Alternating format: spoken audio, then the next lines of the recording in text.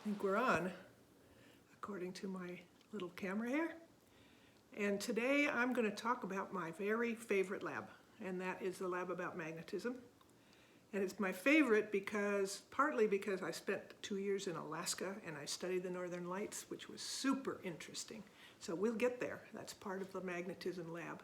But we're going to start out by asking you what's the point of learning about magnetism? Maybe you played with magnets when you were a kid, and boy, they're fun. They stick and they repel and they push each other around, and pretty soon you realize that they've got two ends, and if you put the two red ends together, then they repel, and if you put the red end to the black end, then they attract. And you might find out by now that they like to stick to the refrigerator, and we put stuff on our refrigerator all the time if we have a magnetic refrigerator. Most of them are. So actually how that works is pretty tricky, but we're not going to go that far with it. We're just going to find out how magnets make a lot of the things in our lives work. So that's what we're up to today, and we're going to start with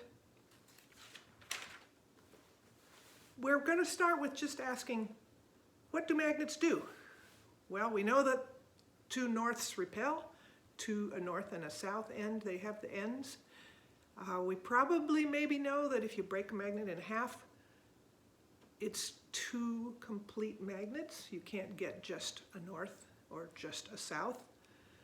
If you chop it into little tiny pieces, you still get little tiny pieces, like little iron filings that are a north or a south. No, they're both. Every single one is both, all the way down to the electrons, which are both. There's just a little spinning charge. So it's going to turn out that electricity makes magnetism, and magnetism makes electricity, and that's why they're not going to be separated. And that's why we did electricity first. It's kind of simpler to just say, well, we push them up the hill somehow. Well, guess what? We push them up the hill somehow using magnetism.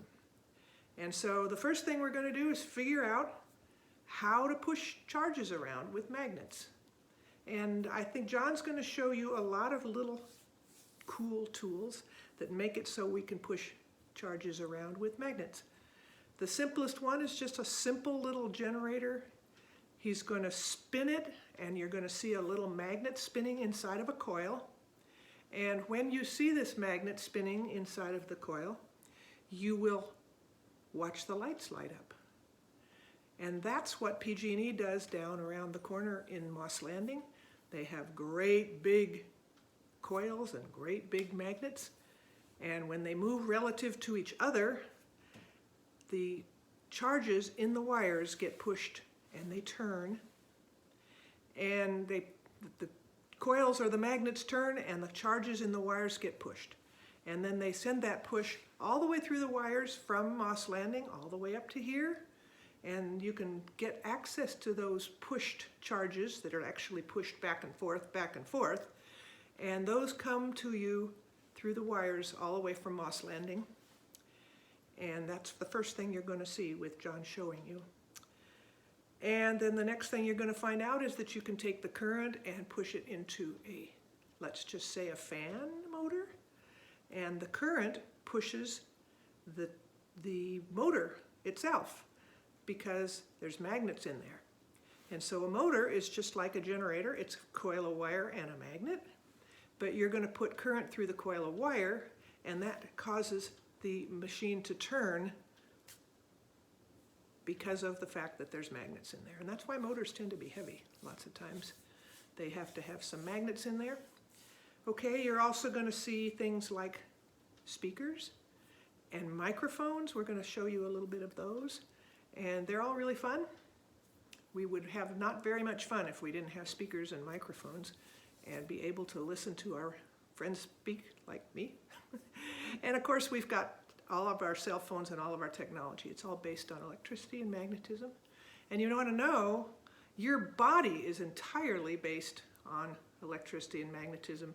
The things that make your fingers move and your voice speak and make your shoulders shrug and whatever you want to do, dance, all that stuff. It's all run electrically by your body. It's really pretty neat. Okay, so the crux of the matter is we use magnetism all the time, and you might as well learn something about it. But we're going to give you a little bonus today. And the bonus is the northern lights. And that's something that we can't do in the lab anyway, so we're going to have to just do it by waving some things in front of you.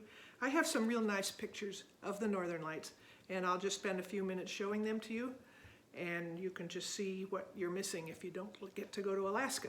So go in the next few years, not right away, but the peak will be about in 2024. So here's a little picture that could be my cabin. This is the cabin of a neighbor of mine, and I have a cabin kind of like that. And the northern lights were there every dark night the whole time I was there. It was during an active year. Here's another one with a little camper. Somebody's hanging out there in their tent, and the northern lights are behind them. Here's one with a big beautiful mountain in the background. I like that a lot.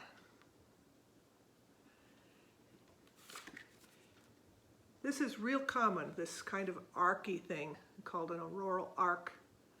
And the common ones are green like this. Unusual ones are blue like this. This is absolutely gorgeous with the igloo in the foreground. I didn't see too many like that in the 2 years I lived there, but I would have been very excited if I did. No cell phones, so I couldn't call my friends and say, hey, wake up and go look at the northern lights. And of course, what's really fun about Alaska is you drive around in float planes and land on the water with the northern lights in the background. So that's what we're going to do today with magnetism. You'll find it probably maybe more mind-bending, but maybe not as tricky as writing circuits like you've done last week. So I'm going to let go here and let John pick up for showing you some of the actual toys that you would play with in the lab. And I wish you could be there in the lab because I sure enjoyed your company, and I know we have a good time in there.